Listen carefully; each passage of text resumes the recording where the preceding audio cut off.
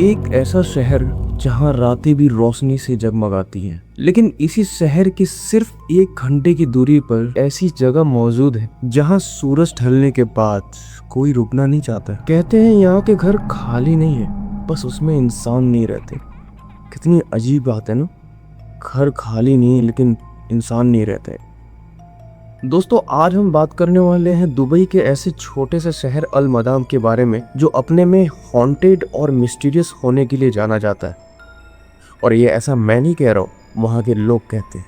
और वहाँ के लोगों का ये भी कहना है कि दुबई का सबसे हॉन्टेड प्लेस में से एक है, सबसे डरावनी जगह। साल 2025, ब्रिटेन का एक जर्नलिस्ट, उसका नाम एडम था। उसका काम बड़ा सिंपल सा था। वो मिस्टीरियस प्लेसेस को सर्च करता था और उधर जाता था और वहाँ की डॉक्यूमेंट्रीज बनाता था। एडम इंटरनेट एक्सप्लोर कर रहा था और अचानक से उसकी नज़र पड़ी अल मदम के ऊपर और उसकी स्टोरीज के ऊपर। तो उसको लगा कि ये भी बाकी जगहों की तरह ही होगा, कुछ अफवाहें होंगी, कुछ बढ़ा चढ़ाकर बातें कही गई होंगी और बस ऐसे ही चल रहा होगा सब कुछ। लेकिन दोस्तों, ये उसकी सबसे बड़ी भूल थी। ये सफर जो अब एडम तय करने वाला था, ये उसकी ज़िंदगी का सबसे अनोखा सफ़र होने वाला था। ये उसकी ज़िंदगी बदल के रख देने वाला था। अब एडम क्या करता है, पूरी तैयारियां कर लेता है अल मदम को रवाना होने के लिए।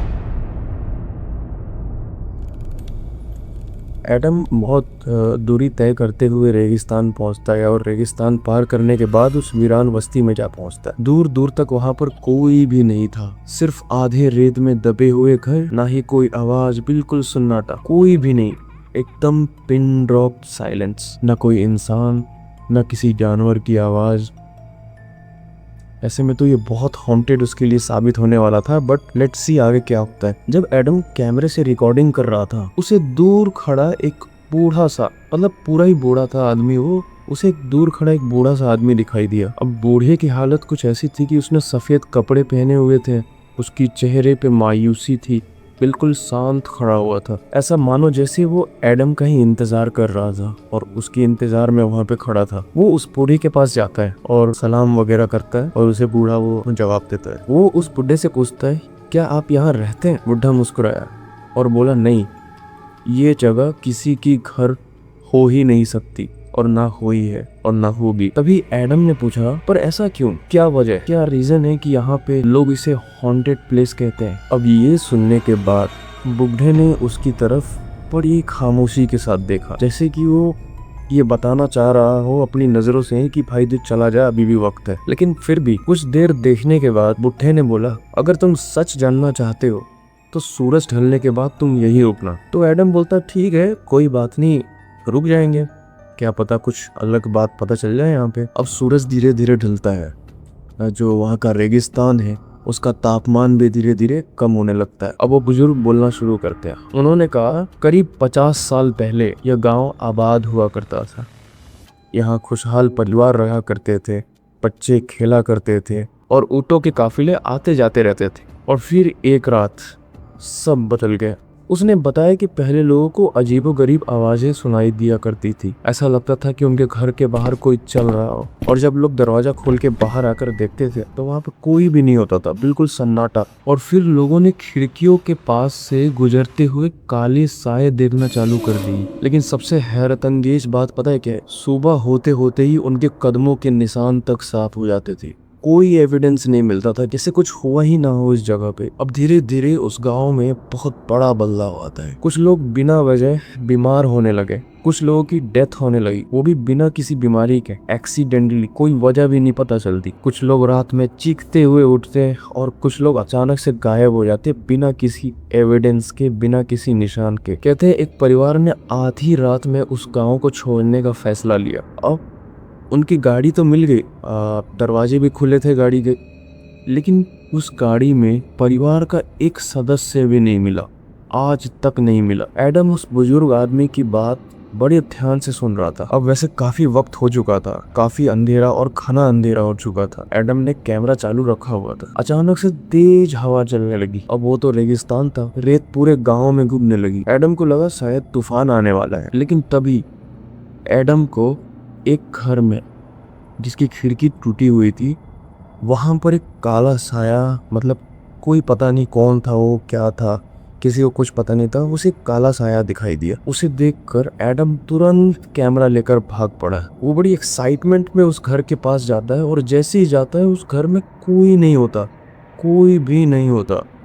वो देखकर बड़ा शॉक्ड हो जाता है, यार ये कैसे पॉसिबल है, मैंने अभी तो देखा था कि वहां पर कोई खड़ा हुआ था। एडम बड़ा ही डिसअपॉइंट होकर बाहर आता है और सोचता है यार ये क्या हो गया, मैंने तो सुना था ये जगह बहुत हॉन्टेड है, लेकिन यार वैसे तो कुछ भी नहीं है यहाँ पे, सब कुछ ओके है, यहाँ पे सब कुछ नॉर्मली तो है, बस एक आदमी तो खड़ा था वहाँ पे। हो सकता है मैं सफ़र में ज़्यादा थक गया हूँ, इसी वजह से मुझे हेलुसिनेशन हो रहे, बट ऐसा नहीं था। उसी वक्त ये वो सोच ही रहा था कि उसी वक्त उसने साफ साफ अपने पीछे कदमों की आवाज़ें सुनी, जैसे कोई अभी चल के जा रहा हो, मानो जैसे एडम का कोई पीछा कर रहा हो, उसके पीछे पीछे कोई चल रहा हो। और ये एडम को फील भी हो रहा था कि उसके पीछे कोई चल रहा है, लेकिन एडम को इस बात का बिल्कुल भी भनक नहीं था। लेकिन उसने आवाज सुनी थी, उसने अचानक से पलट कर देखा पीछे, लेकिन वहां पर कोई भी नहीं था। लेकिन एक चीज उसे बहुत ही डरावनी लगी, वो ये थी उसके पीछे पीछे उसने बहुत सारे कदमों के निशान देखे, जैसे मानो कोई इनविजिबल आदमी उसके पीछे पीछे चल रहा हो। ये देखकर एडम थोड़ा घबरा गया, थोड़ा सा डर भी गया। अब जाहिर सी बात है भाई, आप खुद सोचो, आप किसी हॉन्टेड प्लेस पे गए हो और आपके साथ ये सारे मोमेंट्स हो रहे हो कि आप चल रहे हो और आपके पीछे कदमों की आवाज़ आ रही है और उस कदमों का निशान भी बनता हुआ आपको दिखाई दे रहा है। तो सोचो आप उस जगह पे रह के देखो आपको कैसा फील होगा। अब एडम डरते हुए अपनी गाड़ी की तरफ भागता है, इंजन को स्टार्ट करता है और बिना पीछे देखे स्पीड में हाईवे की तरफ निकल जाता है। थोड़ी दूर जाकर उसे एक होटल दिखाई देता है। वो होटल पहुंचकर उसने कैमरे की रिकॉर्डिंग देखी जो उसने वहां पे अलमदम में रिकॉर्ड करा हुआ था। जब वो पहले रिकॉर्डिंग देख रहा था तो सब कुछ नॉर्मल लग रहा था, जैसे कुछ हुआ ही ना हो। लेकिन एक जगह उसके पीछे एक बूढ़ा आदमी खड़ा दिखाई दिया और वो भी मुस्कुराते हुए। अब प्रॉब्लम ये थी कि उस टाइम एडम बिल्कुल अकेला था, उसके आसपास कोई भी नहीं था और वो अकेला ही स्क्रीन रिकॉर्डिंग देख रहा था। और वो ये चीज देखकर घबरा भी गया, क्योंकि जिस बुढ़े से उसकी मुलाकात हुई थी वो तो बहुत पहले ही गायब हो चुका था वो अचानक से, तो फिर उस रिकॉर्डिंग में कैसे आ गया। अब एडम क्या करता है, इसी क्यूरियोसिटी में अगले दिन वो फिर उसी जगह पे जाता है अलमदम पे, और वहां जाकर उस बूढ़े को ढूंढने की कोशिश करता है, लेकिन दूर दूर तक उसे वो बुढ़ा दिखाई नहीं देता है, उसे वो बुढ़ा मिलता ही नहीं है। उसके बगल में ही एक आदमी खड़ा था, उसने उसको परेशान होते हुए देखा और पूछा कि क्या बात हो गई, आप क्यों इतना परेशान हो, आपको कोई मदद चाहिए।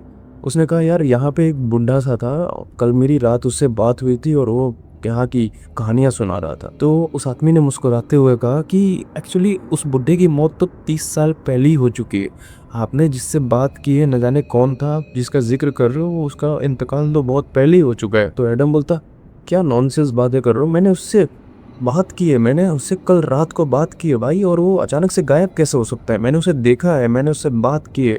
तो आदमी बोलता कि मानो या ना मानो वो अकेला ऐसा इंसान था जिसने इस गांव को कभी छोड़कर नहीं गया। अब ये सुनने के बाद एडम की तबीयत बहुत ज्यादा खराब हो जाती। सोचो जरा, आप किसी वीरान बस्ती में जाते हो, किसी से बात करते हो और पता चलता है कि वो आदमी 30 साल पहले ही मर चुका हो, वो बहुत साल पहले ही मर चुका हो, आपका क्या रिएक्शन होगा। आप घर पे भी जाओगे तो ट्रॉमा में ही रहोगे, दिन भर उसी के बारे में सोचोगे, यार मैंने ये क्या कर दिया, मेरे को जाना ही नहीं चाहिए था। एडम का वही सिचुएशन था, उसकी जो तबीयत खराब हुई उसने अलमदम की तरफ कभी मुड़ कर भी नहीं देखा। लेकिन सवाल ये उठता है कि क्या अलमदम एक अबैंडन्ड प्लेस है या फिर उसके रेगिस्तानों में आज भी कोई ऐसा राज छुपा हुआ है जो इंसानों के समझ के परे, जिसे इंसान चाह कर भी समझ नहीं पाएगा। क्या वो ऐसी राज आज भी अलमदम में दफन है। और सबसे इंटरेस्टिंग पार्ट इस स्टोरी की ये है कि वो रिकॉर्डिंग आज भी इंटरनेट पर मौजूद है।